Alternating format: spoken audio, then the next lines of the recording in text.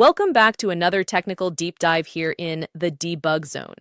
Today, we're tackling a big question and breaking it down with insights from other users. Hopefully, this clears up some misconceptions and helps you get the answer you need.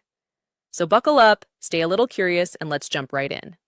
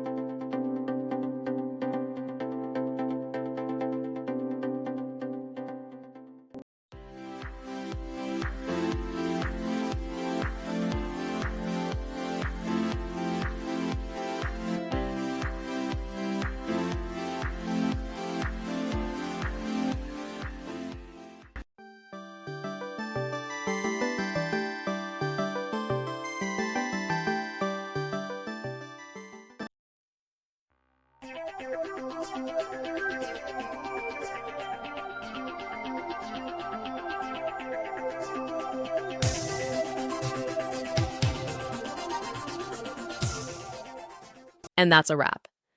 I hope you found the answer you were looking for. If you did, take a second to hit that subscribe button. It really helps out. And let me know in the comments which solution worked best for you. See you next time in the debug zone.